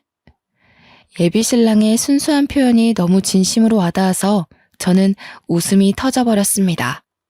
그런데 예비 시모는 아들마저 저희 엄마를 칭찬하니 더 화가 났는지 다짜고짜 그 큰 덩치로 옷 사이를 헤집고서 저희 엄마한테 가더라고요. 느닷없이 주위의 직원들을 밀어내더니 언성을 높였습니다. 사부인, 나니까 솔직하게 말해주는 건데 정말 빈티나 보이니까 빨리 벗어요. 이렇게 나갔다간 누가 흉 볼까봐 겁나네. 내가 옷 파는 사람들 믿지 말라고 했죠? 얼른 나와요. 한복 보러 가게. 네? 다들 예쁘다고 하는데 왜 그러세요? 안사돈, 저는 이 옷이 너무 마음에 드는데요. 안사돈은 한복으로 하세요. 저는 다른 색상도 몇 개 입어보고 정장으로 할까 싶네요. 못 산다 못 살아. 제가 이런 거 다 상술이라고 했잖아요. 다 큰 어른이 그런 말도 못 거르고 어떻게 살아왔대요? 멀리서 애들이랑 지켜보는데 애들이 차마 말을 못하는 것 같길래 제가 나서서 알려주는 거라고요. 얼른 갈아입고 나와요. 이봐요 안사돈. 적당히 하세요. 차라리 질투가 나면 난다고 얘기를 해요. 안사돈께서 덩치가 크시니까 제 옆에 있을 때 상대적으로 더 거인 같아 보여서 이러시는 거 아닙니까? 저도 사람 볼 줄 아는데요. 부러워도 부럽다고 말 못하는 사람들이 딱 이럽디다. 다 늙은 사람이 유치하게 아직도 이런 걸로 시기를 해요? 뭐라고요? 거인? 무슨 그런 막말을 하시는 거예요? 빈약해서 병자 같은 게 뭐 예쁘다고 제가 부러워하겠어요. 착각도 유분수지. 내 어이가 없어서 정말. 아무리 그래도 우리 이제 2번밖에 안 본 사이인데 무례가 심하네요, 사부인. 제가 하고 싶은 소리네요. 서로 조심해야 할 사이에 왜 이렇게 선없이 구세요? 왜요? 안사도는 어디 가서 오태 난다는 소리 못 들어봤는데 이런 거 처음 봐서 신기해요? 제발 저까지 유치해지게 만들지 마세요. 어머, 본색 드러내는 것 좀 봐. 살집 없어서 쭈글쭈글해질 사람 신기하고 말고 할 게 뭐 있다고. 그리고 제가 언제 선없이 굴었나요? 사부인이 선이 없는 거겠죠. 말이 아다르고 어다르다고 저는 조언을 한 거고 사부인은 저를 모욕한 거지요. 알았어. 확실히 덩치 때문에 목청도 크네. 공공장소니까 직원들 곤란하게 하지 말고 소란 그만 피웁시다. 아가씨, 이웃 마음에 드네요. 그냥 이걸로 할게요. 엄마가 예비 시모를 무시하며 직원에게로 말을 돌리는데 일이 거기서 멈췄다면 우리 결혼이 말아먹진 않았을까요? 예비 시모는 쪽팔렸던 건지 억울했던 건지 얼굴을 확 붉히면서 자기를 돌아선 엄마의 어깨를 밀어버렸습니다. 말 그대로 말라서 힘이 없던 저희 엄마는 그 큰 덩치가 주는 파워에 못 이겨 휘청하고 엉덩방아를 찢고 말았죠. 제가 봐도 너무 사정없이 넘어가 버린 모양새였죠. 너무 놀랐던 저는 급하게 쫓아갔고 뒤따라온 예비 신랑도 예비 시모를 말렸어요. 저희 엄마는 넘어진 부위가 아픈지 몇 번을 앓다가 얼굴이 빨개져서 이게 뭐 하는 짓이냐고 소리를 질렀는데요. 거기다 대고 예비 시모가 하는 말이 참 기가 막히더군요. 아이고 꽃이네. 그렇게 말라깽이처럼 삐쩍 마르니까 중심도 제대로 못 잡고 넘어지는 거예요. 좀만 더 나이 먹으면 걸어 다닐 수는 있겠어요? 나중에 10년 있다가는 요양병원에서 휠체어나 타셔야겠는데? 옷이 이쁘면 뭐하나? 사람이 다리도 튼튼하고 체격이 있어야지.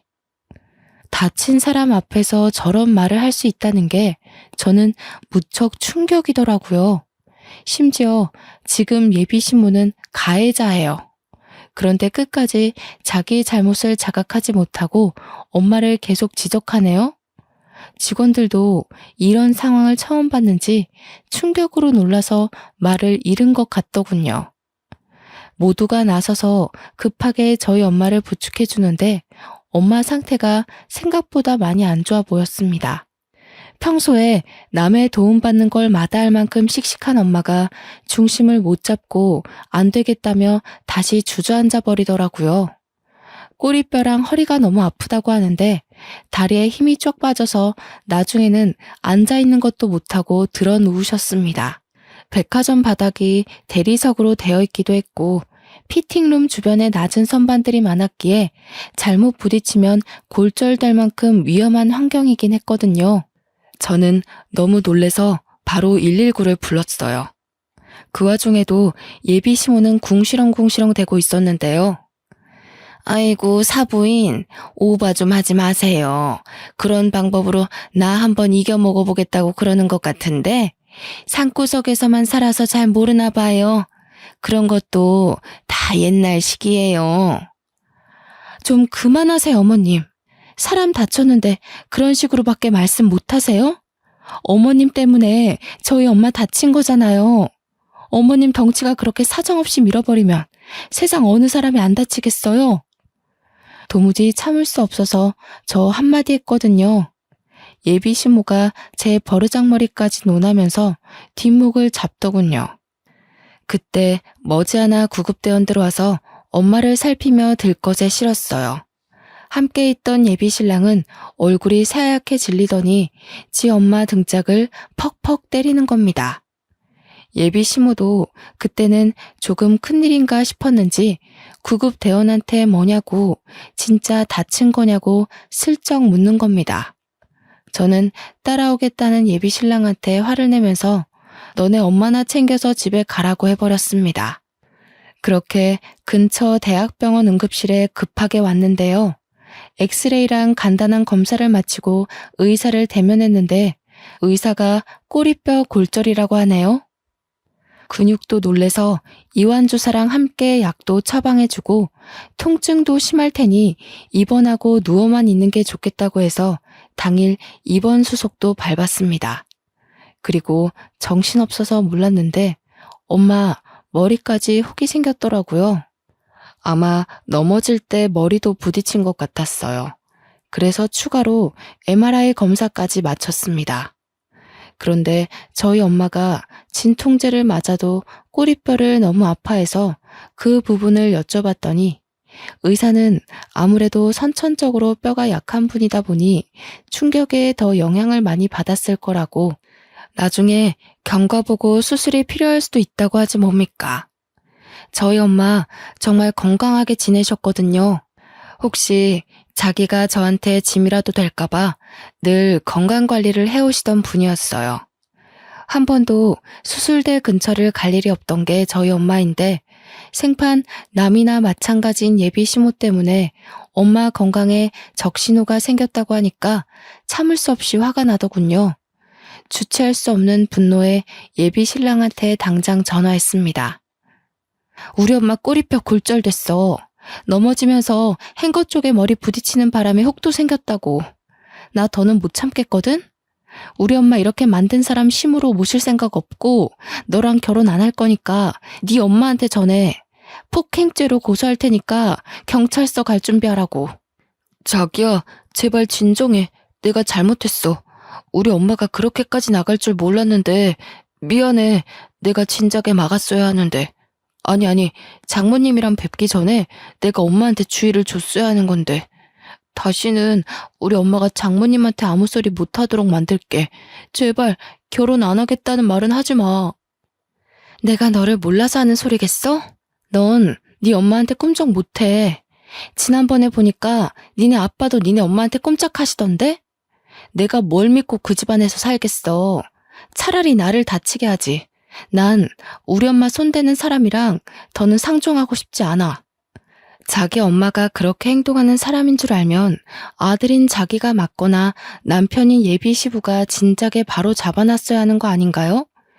예비 시모가 대놓고 우리 엄마를 모욕하는 걸 둘 다 지켜보고만 있었잖아요. 이건 착한 걸 떠나서 비굴한 거라고 봐요.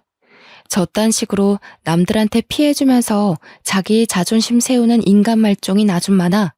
그걸 말리지 못해 전전긍긍하며 기죽어 사는 남편이나 그걸 그대로 보고 자랐을 아들이나 다 결국엔 같은 근본일 거란 생각이 들더군요. 저도 저지만 저희 엄마를 저런 집안과 사돈 맺게 할 수 없었습니다. 저는 엄마한테 쉬고 있으라고 한 뒤 백화점에 찾아가서 아까 매장 CCTV 영상 좀 보여달라고 했어요. 마침 사각지대도 아니었고 백화점이라서 CCTV 구도가 다방면으로 잘 되어 있더라고요. 그 화면에는 예비 시모가 우리 엄마 어깨를 밀어버린 게 적나라하게 나와 있었고 저는 그대로 휴대폰으로 찍어서 경찰서에 신고해버렸습니다. 폭행죄로 신고했더니 예비 시모는 조사받는 중이고 함께 따라온 예비 신랑은 저를 보자마자 무릎 꿇고 사정을 하기 시작하더군요. 자기야, 내가 이렇게 빌게. 제발 우리 엄마 좀 살려줘. 내가 평생 장모님 모시면서 효도할게. 우리 결혼하면 친정 가서 지내자. 응? 한 번만 더 장모님 소리 하기만 해봐. 당신 입에서 장모님 소리 들으면 네 엄마가 내 시엄마 된 기분이라서 별로거든? 제가 왜 봐줘야 합니까? 감히 우리 엄마를 다치게 했는데. 이게 무릎 한번 꿇는다고 될 일인가요? 나이 먹고 제일 약한 곳이 허리라는데 살면서 척추가 하는 기능이 얼마나 비중이 큰데 이러다가 허리 쪽으로 만성 통증 생기면 어쩌려고 그런 생각 없는 짓을 했답니까? 저희 엄마 평생 허리 치료하면서 주기적으로 병원 다녀야 할지도 몰라요. 자기 엄마가 큰 잘못을 했으면 인정하고 벌을 받게 해야지. 우리 엄마 상태 들여다보지도 않고서 무작정 자기 엄마 걱정만 주구장창하는 건 무슨 경우랍니까? 생각할수록 기가 차서 합의해달라는 예비 신랑의 꼴까지 보기 싫더라고요. 근데 더 기가 막힌 건 예비 시모의 태도였습니다. 아들아, 당장 일어나지 못해? 뭘 잘못했다고 무릎을 꿇어? 무릎 꿇을 가치가 없는 것들이야. 어디 젊은 것이 못된 것만 배워서 지 시엠이 될 사람을 경찰에 신고한단 말이니? 너는 이런 여자 뭐가 좋다고 아직도 결혼 타령이야? 말은 바로 하세요, 아줌마. 무릎은 아들이 아니라 아줌마가 꾸르셔야죠. 아직도 상황 분간 안 되세요? 우리 엄마 지금 수술해야 할지도 모르거든요. 제가 조만간 진단서 떼서 제출할 건데 그럼 아줌마 폭행죄로 안 끝나요. 상해죄로 더 큰 처벌 받는다고요. 아줌마? 기가 차서 정말. 니네 엄마가 홀쭉해서 뼈 부서진 걸 왜 내 탓하니? 그래서 내가 평소에 살 좀 찌우라고 한 거야. 다 늙은 지엠이 건강 생각해줬으면 고맙다고 엎드려서 절이나 할 것이지. 버르장머리 없게. 뭐가 그렇게 잘나서 자꾸 자기 몸매 과시하는지 모르겠는데요. 아줌마 건강이야말로 급해 보이거든요. 아들한테 어디 가까운 비만 클리닉 좀 등록해달라고 하세요. 아줌마 처음 봤을 때 정말 굴러다니는 줄 알고 놀랐어요. 솔직히 제가 본 사람 중에 아줌마가 제일 뚱땡이거든요. 조금 유치해 보일지라도 그게 예비 시모한테 잘 먹히는 것 같아 저는 더 유치하게 몰아붙였어요. 그랬더니 지켜보던 형사님들이 몇 분 웃으시더라고요. 예비 시모 얼굴은 이미 빨개질 대로 빨개졌고요. 경찰서에서 가장 우스운 다툼을 한 뒤 며칠이 지났는데요.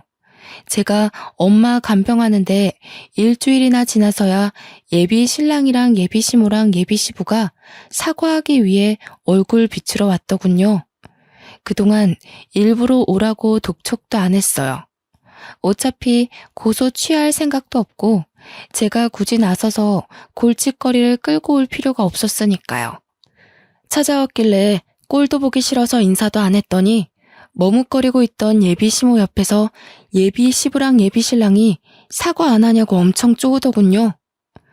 사과하면 될 거 아니야. 저기 사부인 미안해요. 나는 거기서 그렇게 힘없이 넘어질 줄 몰랐지. 내가 진짜 살짝 밀었거든. 정말 오해야. 내가 뭐하러 사람 다칠지도 모를 짓을 하겠어. 저기 아줌마, 지금 변명하러 온 거예요? 아줌마는 잘못할 의도가 없어졌는데 우리 엄마가 넘어지는 바람에 고소당해서 억울하다. 뭐 그런 얘기가 하고 싶은 거예요? 왜 찾아오신 거예요? 어처구니가 없어서 따져드니까 예비 시부랑 예비 신랑은 아무 말도 못하고 있고 예비 시모만 비죽거려가며 미안하다고 우물쭈물 또 사과를 하는 겁니다. 그때 지켜보던 엄마가 한마디 얹었는데요. 반성 좀 하셨어요? 안사돈께서 잘못하신 건 저를 다치게 해서 고소받은 것만이 아니에요. 상대방을 겉으로 판단하고 조언을 가장에 멸시를 한 거, 그럼에도 잘못을 자각 못하고 목소리 높이는 뻔뻔함, 그게 잘못됐다는 거예요. 다시는 어디 가서 그러지 마세요. 아니 근데 삐쩍 꼴아있는 사람만 보면 이렇게 다치기 쉬우니까 살 좀 찌우라고 한 것뿐이에요. 사부인이 너무 말라서 그렇지 살만 좀 있었으면 이 지경까지는 안 다쳤겠지요. 이 말을 듣고 있던 옆 침대 환자들이 혀를 끌끌 차기 시작했습니다. 저희 엄마가 병원 입원한 지 일주일 만에 병실 환자들이랑 친해졌는데 보호자들까지 전부 저희 엄마가 왜 입원했는지 사정을 알고 있거든요. 그년 낯짝 한번 보고 싶다면서 다들 제 일처럼 성내주셨는데 이렇게 낯짝을 보게 된 거죠. 아이고 참네. 아지매요. 뭘 몰라서 그러는데 우리 나이에 아지매처럼 암소만 하면 골병 듭니다. 젊은 것들이야 젊어서 병을 이길 힘이나 있지. 우리같이 늙은 사람들이 그럴 힘이 있겠어요? 오래 살고 싶으면 관리 좀 하소. 아줌마 정도면 고도비만일 텐데 혈압 높지요? 조만간 당뇨라도 생기겠구만. 풍채 좋다는 말은 아줌마 같은 몸을 보고 하는 게 아니에요. 아줌마는 그냥 뭐 뒹글뒹글 굴러다닐 몸이네. 뚱뚱한 게 자랑은 아니지 않나요? 오히려 이쪽 분이 몸에 장근육도 있고 건강하던디. 의사 선생님도 이 짝 보고 평소 운동신경이 있는 덕에 이만한 거라고 하더이다. 어이가 없어서 원. 무슨 운동신경이요? 말라 비틀어진 인형같이 쓰러지더니만 참나 웃겨. 아직 상황 파악이 안 되시나 본데 세 분 다 무릎 꿇고 사정해도 모자라요. 형사 고소 들어갔다면서요? 합의 안 되면 벌금 많이 물 텐데. 치료비까지 물어야 돼요. 돈 없으면 징역살이 할지도 모를 판인데 지금 그렇게 장난식으로 사과할 게 아니에요. 돈도 없는 사람들 같구만. 아줌마, 이 병원 오는데 메이커 덕지덕지 얹고 온 거 보니까 돈 많은 척 보이고 싶었나 본데 우리 아들이랑 며느리가 여기 의사거든요? 요즘 돈 많은 사람들 그렇게 안 입어요. 더 감추지.